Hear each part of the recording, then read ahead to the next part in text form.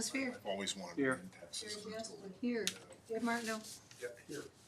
Sharon McElwain. Here. Peggy McKillop. Here. Steve Olson. Here. Dave Check. Here. All right, we do have a quorum. Next is 1.03, approval of the agenda. Any questions regarding the agenda? As I would look for a motion to approve the agenda as presented. Motion. Motion by Martineau, is there a second? I'll second it. Second by McElwain. Any further discussion? All those in favor say aye. Aye. Opposed? Motion carries. The agenda is approved as presented. And we'll go right to 2.01. Welcome. And I'll turn it over to you. Sure. All right, I'll turn it over to Superintendent Holmes. Well, thank you, Board President Check. Good evening, board members and community members. Thank you for being here tonight for our annual budget hearing, a critical moment of transparency and accountability to the community we serve. This budget represents more than numbers on a page. It reflects our collective commitment to our mega result, ensuring all students graduate prepared with knowledge, skills, and attitudes and behaviors necessary to achieve their personal goals and make a positive impact on the world. Every dollar allocated in this budget supports that mission through our 4 strategic pillars. I want to begin by acknowledging the trust our community placed in us with the 2024 operational referendum. That 53% vote of confidence wasn't just about funding. It was about believing in public education and our 4,516 students. We've honored that trust by carefully aligning resources with our strategic priorities, and tonight's budget continues that responsible stewardship. The budget before you reflects fiscal discipline while maintaining educational excellence. We're holding the line on spending while managing the realities of serving a complex educational landscape. 6 elementary schools, 1 middle school, 1 high school, and Chippewa Valley High School, with nearly 700 dedicated employees working every day for our students. Our financial position remains strong. We maintain excellent bond ratings and a healthy fund balance. This strength is the result of years of thoughtful planning and the consistent support of this board and the community. Leadership requires honesty about our strengths and our challenges. While we're managing well in the present, we must plan strategically for the future. The operational referendum provides stability for 2026-27, but we face important decisions about sustainable funding beyond that point. Over the coming months, we'll engage in community conversations about the path forward, whether that involves advocacy for improved state funding, consideration of another referendum, or operational adjustments. As I prepare for retirement in July 2026, I'm confident that this district's foundation is strong. The budget you'll see tonight reflects not just 1 year of planning, but a long-term commitment to financial stability and educational excellence. Our next superintendent will inherit a district with solid fiscal footing, a talented team, and a community invested in the school's success. This evening, our business manager will walk through the specific components of the 2025-26 budget, the revenues, expenditures, tax impacts, and financial projections that support our strategic work. I encourage questions and dialogue both tonight and in the coming weeks as we move forward with the budget adoption and those things that come with that. At this time, I'll turn the presentation over to Mr. Chad Trowbridge for a detailed review of the budget components, and thank you for your attention to this matter this evening. Thank you, Mr. Holmes. I'll just kind of walk through some of the components of the budget book. Throughout tonight's work, we'll kind of pass the torch around here with the people who are going to speak, most importantly in support of our strategic plan and the pillar work that they are doing. Our district accounting manager, Jessica Miller, is here. She obviously has been very instrumental in all of this work up to and including the budget book, so thank you, Jessica. First, we have some fund definitions. This is something that we added a few years ago to the front of the budget book.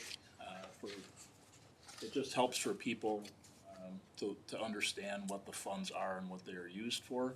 It also helps kind of give them a sense of what activity maybe runs through the funds, because when you look at the numbers on the page, it doesn't always tell the story accurately about what certain funds are used for. So we steal those from DPI, so pretty much just a cut and paste here, but this next chart, this district budget summary, this too we added a few years ago. It was an enhancement that we made to this process. And this really is it's just a financial snapshot. So it's a historic yet comprehensive, very high level look. So if somebody just wants to get a general feel for what the last 4 or 5 years of our school district business has looked like, they would be able to grab this and get a sense for that. We have some information about our schools, numbers of students. Mr. Holmes had mentioned the number of sites and elementary schools that we have, a little bit of information about our A program, a little bit of information about our schools, none of which will be new, certainly to anybody in this group. Some information about our board, some information about our admin team. Again, this is a document that if somebody picks up, we want them to get kind of a full flavor of what our school district entails. We are in the 3rd year of our strategic plan. It's one that came out of kind of a post-COVID timeframe, so a lot in this plan is similar to some things that we worked on in the team, as a team, prior to COVID, but continuing that work into the future as well. You see our mega result. It's something that is obviously front and center for this board. It's read at every board meeting.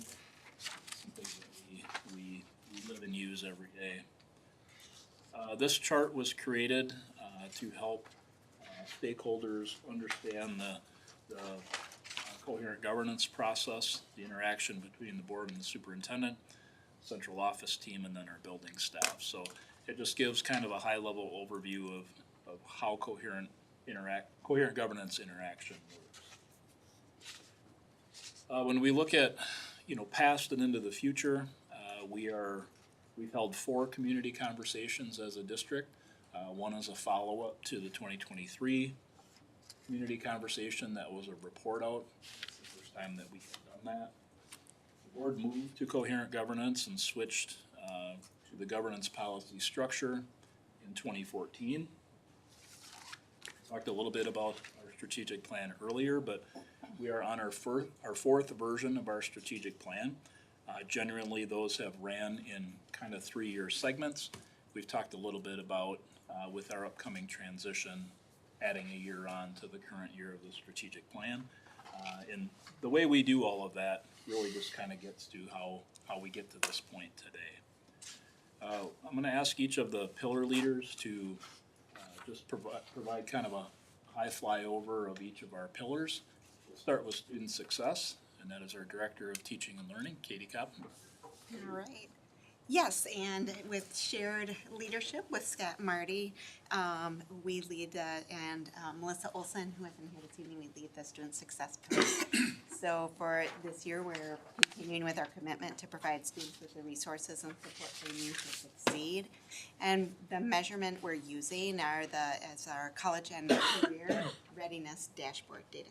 So each of the buildings select from that data sheet the indicators that they feel like they can influence and are the next things that are going to help us advance everybody forward. So each of the buildings have identified goal areas specific with data that they're going to be moving forward.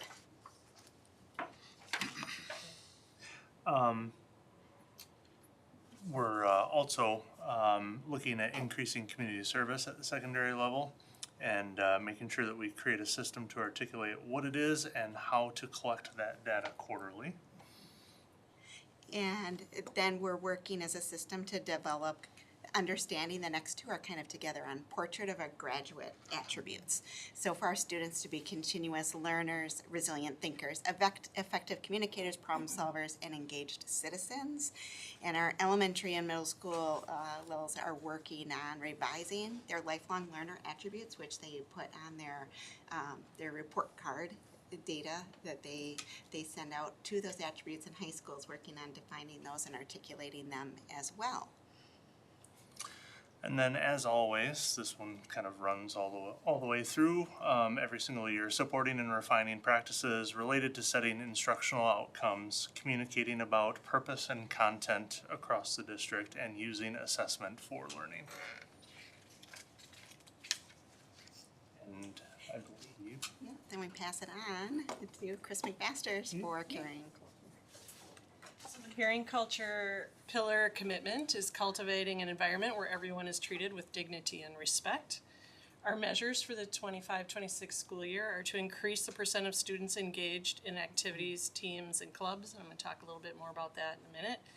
Increase the percent of students who answer, how connected do you feel to the adults in your school?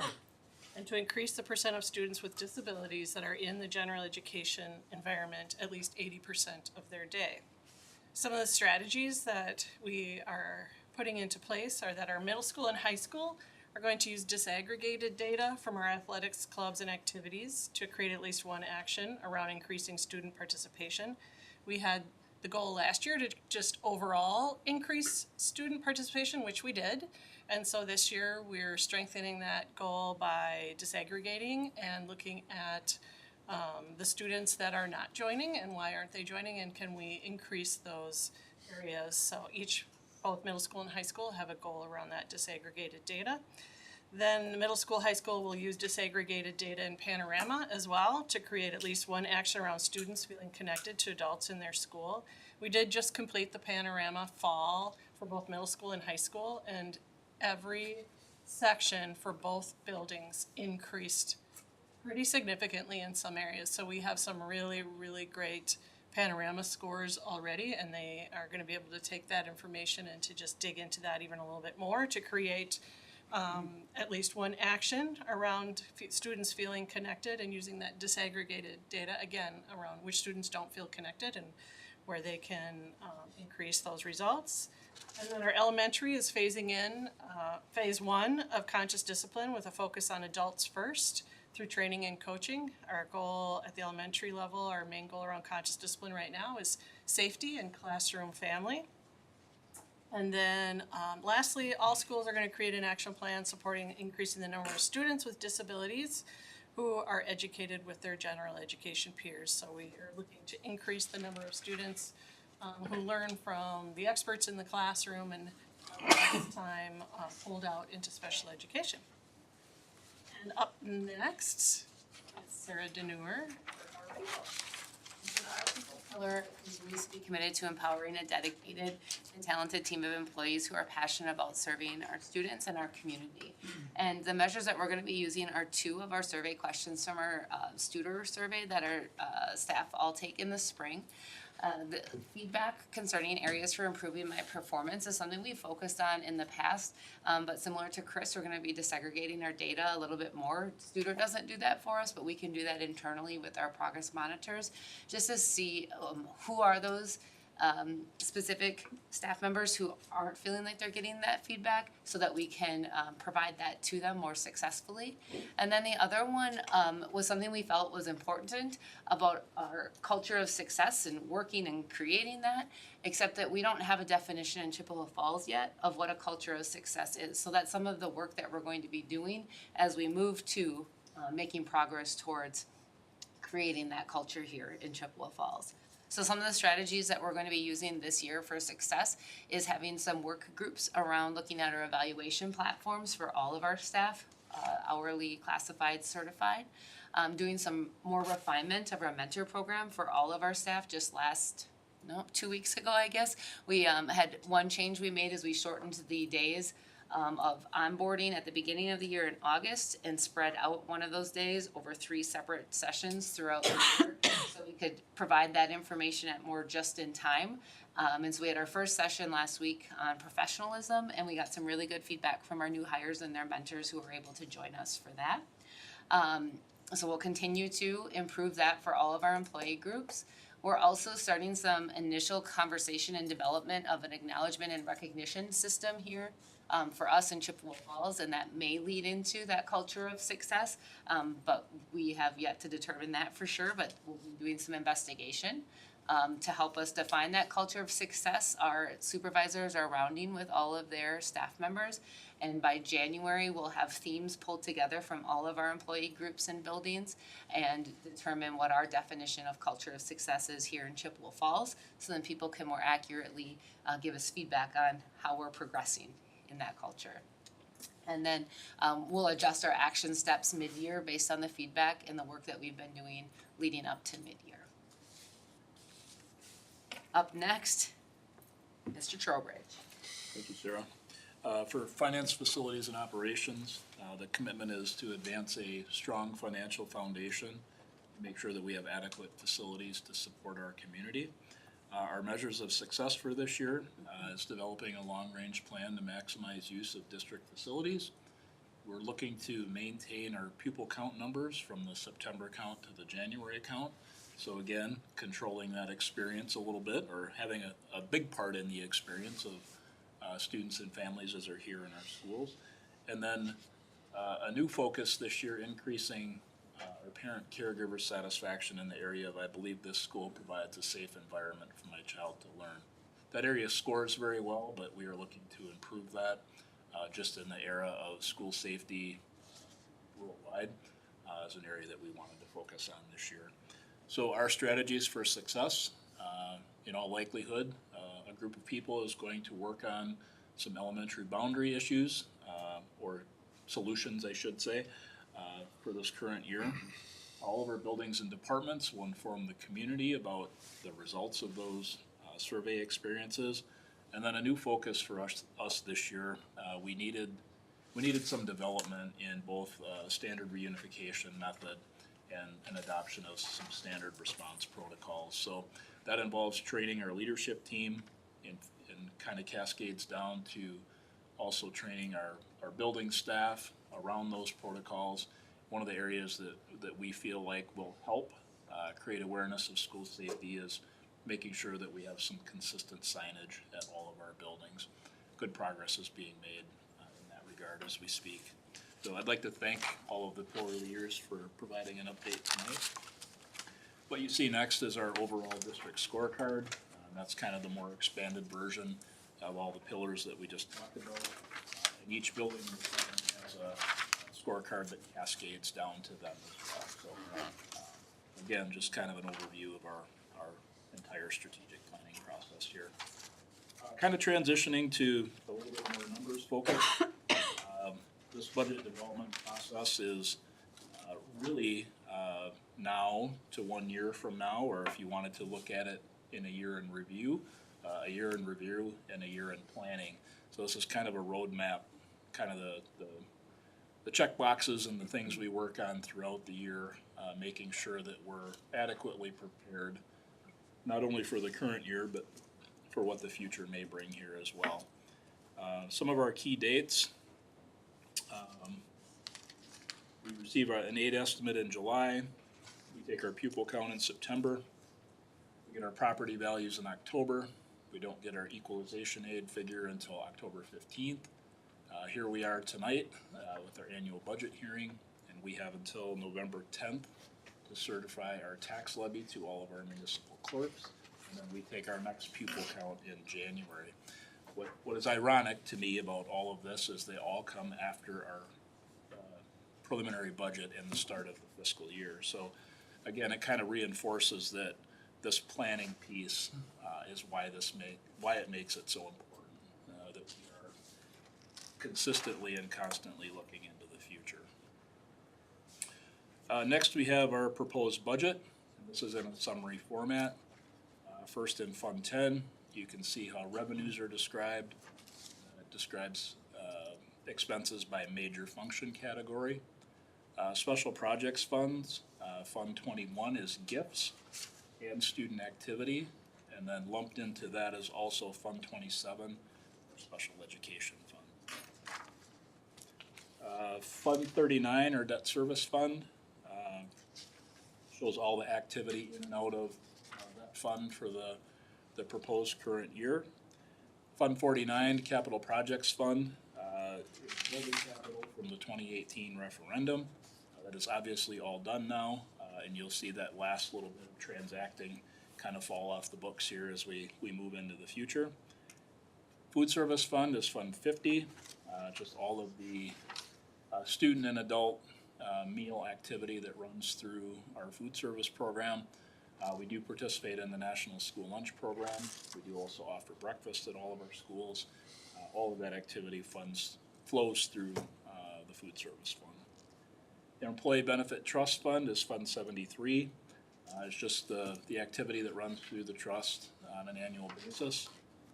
Just records that activity as well. Our Community Service Fund is Fund 80.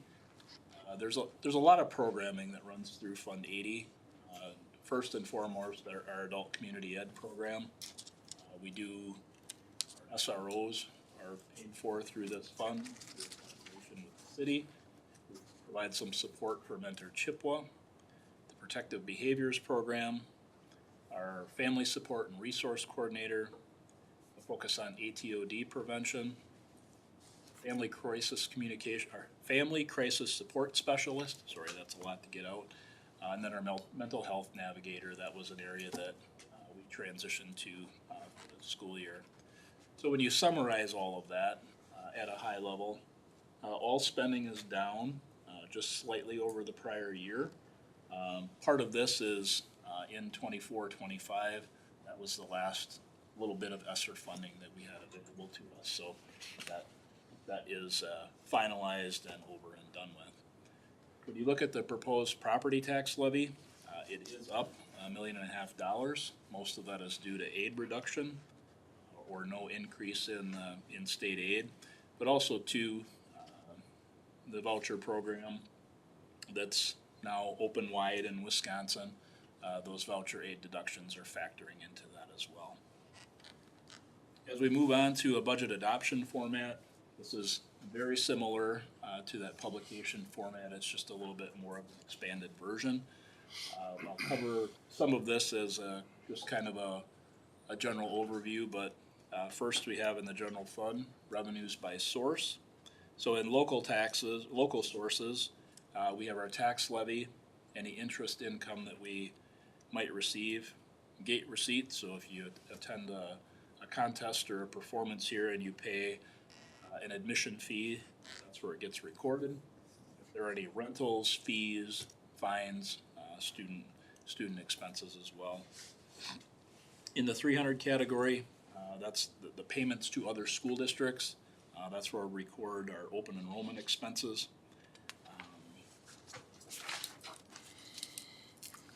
We move to our state sources. As I mentioned earlier, our state aid is down a little over 862,000. We look at other revenue, source 690, categorical aid that did remain. That has stayed pretty stagnant at $742 per pupil. We look at our federal sources. That contains all of our title programs. Carl Perkins Fund, I will say, and it's not funny, but I'll smirk around the room. That's been a bit of a roller coaster, especially over the past 12 months. Wondering what's happening with some of our federal programming. So hats off to our staff for keeping a positive attitude through all of that process. So And navigating it. it seems like it changes every week, the possibilities, I guess.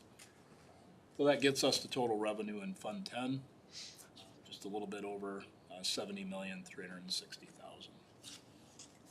As we transition to the expenditure side, we look at, this is expenses by major program category. In instruction, that's mostly salaries and fringes for our staff. Under support services, that's in instructional support, maintenance and operations, transportation, all run through that category.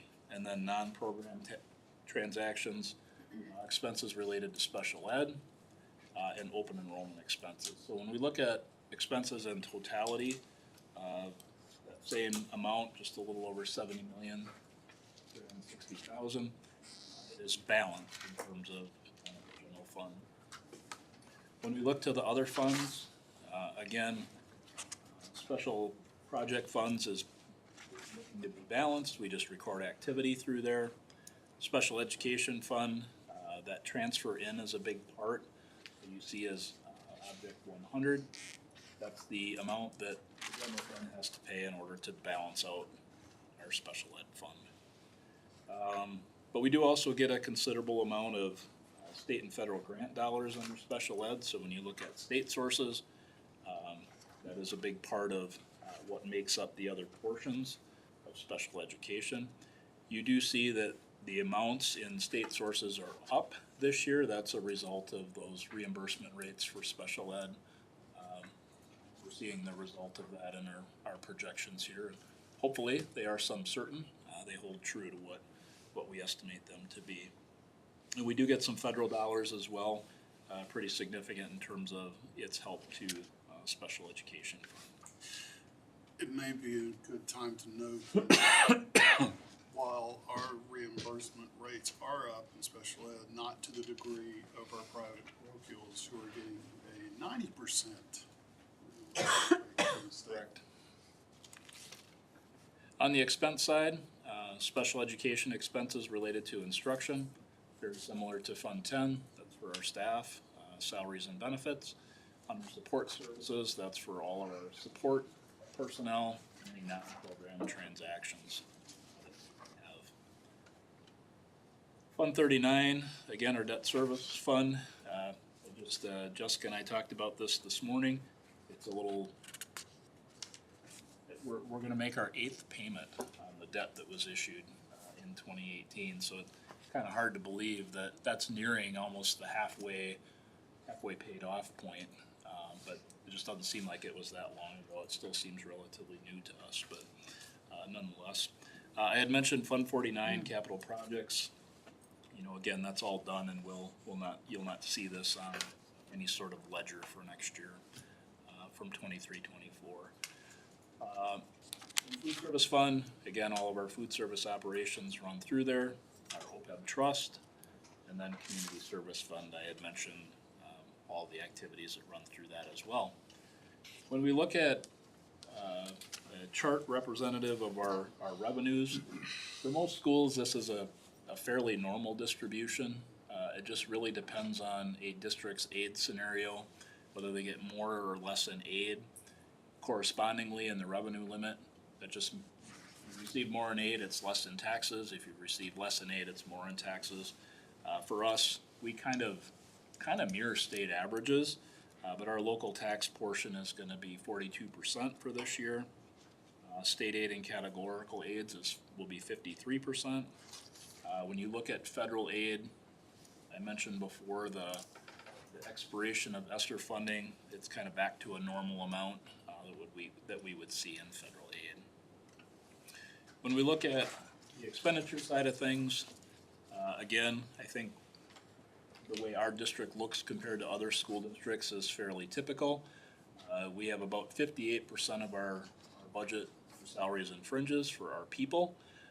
We would be in the 75 or 80% if we owned our own transportation fleet. So you might see other school districts that have a higher amount for those areas, but it's because of our contracted service for transportation.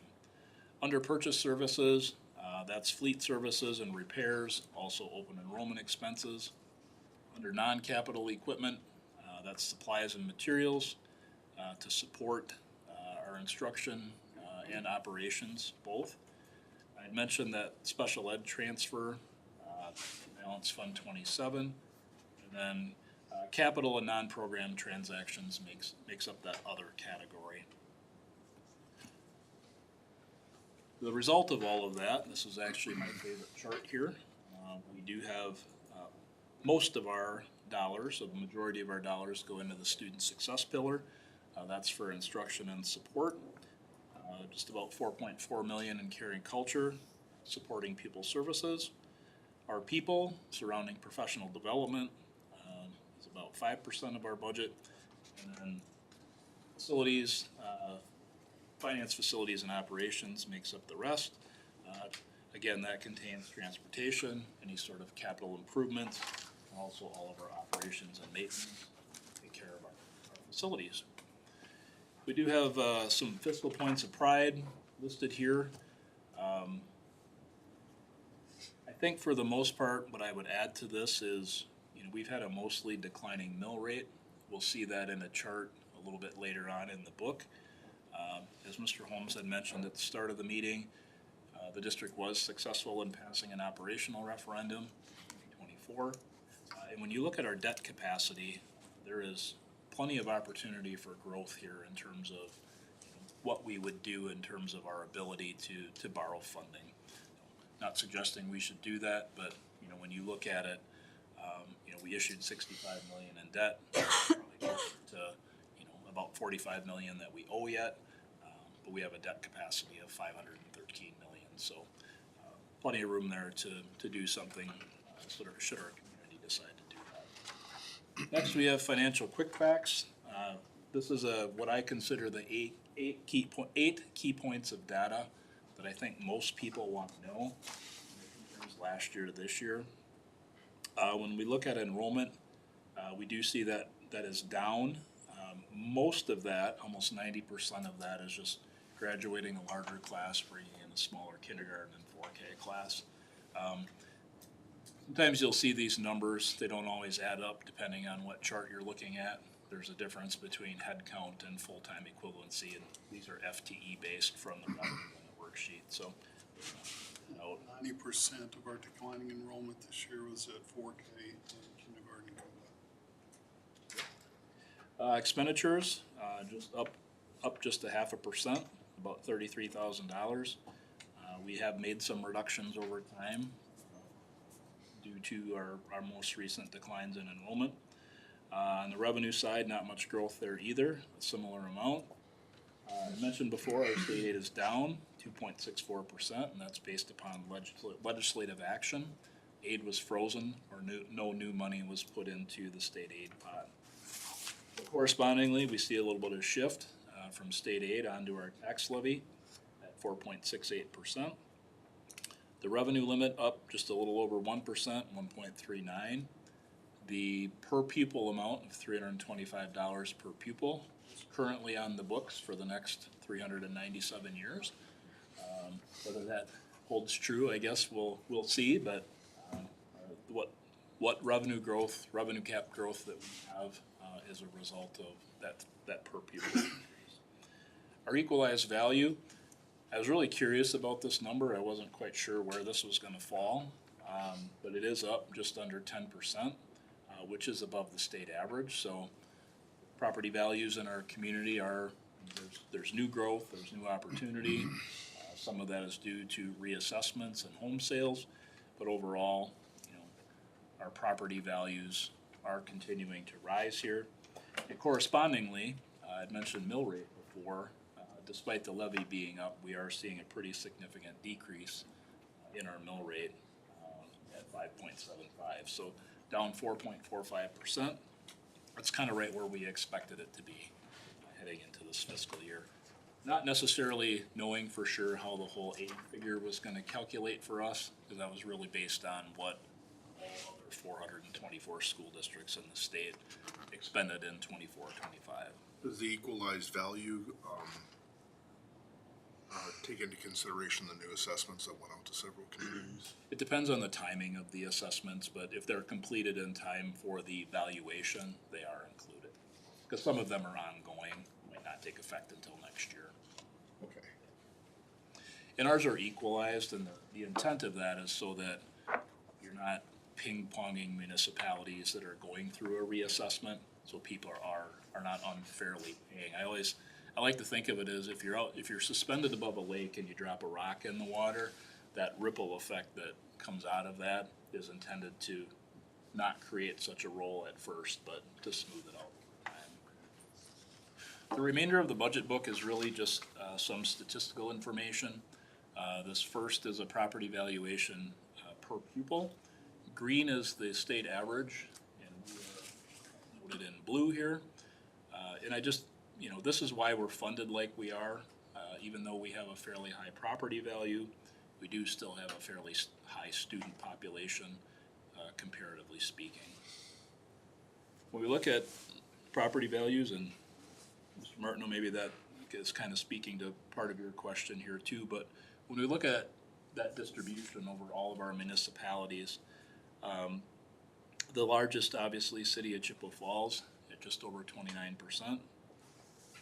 Second, followed by the town of Lafayette, 21.8%. Third, the village of Lake Hallie at 17.1%. And third, the town of Eagle Point at 12.7%. When you look at that, that's probably where most of the new development is taking place. But those four municipalities make up 82% of our property value. So the remaining 8 or 9, I believe, I didn't count them, I should have done that, make up the other 18%. So smaller distribution throughout the rest of our municipalities. It's still 12 municipalities, so that hasn't changed. Yeah. Thank you. Part in Eau Claire, part in Chippewa. Some municipalities straddle our county lines, but we look at property tax levies. What you have here is a historical view, taking you back a long ways, actually back to 2004, 2005. So you do see some fluctuation from year to year, but on average, this has been pretty stable. But for us, this is actually very aid and legislatively dependent. So what happens at the state level typically happens to us here in Chippewa Falls. I kind of take offense to that how long ago statement. It doesn't seem like it's been that long. Probably not. It's flown by. Yeah, I could say I've been here for all the years on that chart. Right. That does seem like a long time. When we look at mill rates, again, this is a reflection of property values and our state aid figure, but when you look at these, in particular, for the last 13 years, all of those numbers are negative, with the exception of the 2 referendum years. So, we've asked our community to increase our levy, both for capital and for operations, but outside of that, we've been on a pretty steady decline in mill rate here for a long, long time. And honestly, being under 6 is a pretty decent place to be in terms of school tax levies. Next we have, this is just a figure that compares our total cost to state averages, but then it also compares us to surrounding communities, essentially anybody who touches our border and the rest of the Big Rivers Conference. So, it just shows kind of where we stack up. There are some higher, there are some lower, but it just depends on all the expenditure factors that each of those districts is experiencing. And from a mill rate perspective, again, us to state average, and this is for last year. Most schools like us are setting their current tax levies around now, so that data is not available. It looks at also surrounding communities and the Big Rivers Conference as well. And very similar to cost, there is some fluctuation here, but Chippewa Falls seems fairly positioned compared to the state and the surrounding community. When we look at some of the historical levies and mill rates, again, this is a much longer period of time, goes all the way back to 1984. It shows how we compare to the K-12 average. It's just kind of a neat chart to look at from time to time. Most every year has a story behind it, most of it being legislative. When we look at a tax rate continuum, here again the state is red, district is blue. Just kind of reiterates that we do kind of mirror that state budget process. Next we have some of the revenue limit formula components. Again, the district in blue, state averages in red. So we do, on the upper left chart, we do see a small amount of growth in the revenue limit from those per pupil increases. But it does seem to me that that gap is getting wider.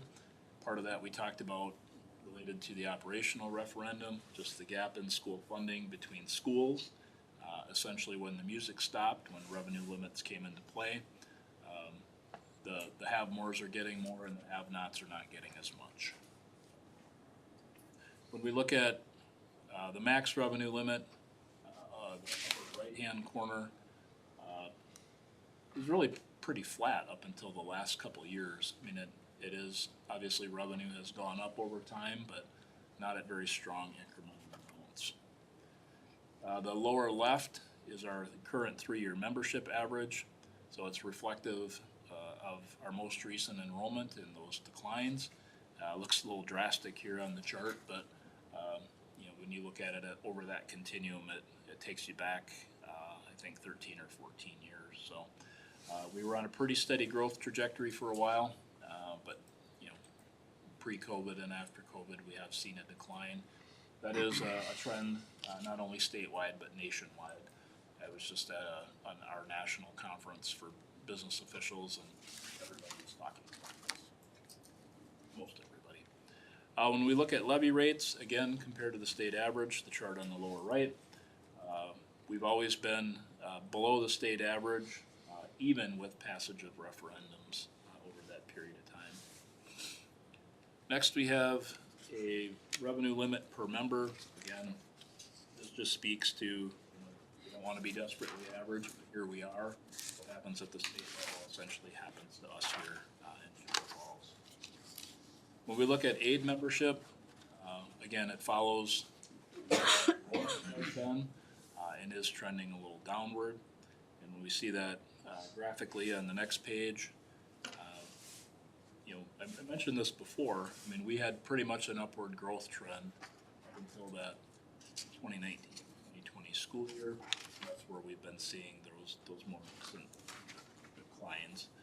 But you can see that does kind of start to flatten out this chart with those new data points.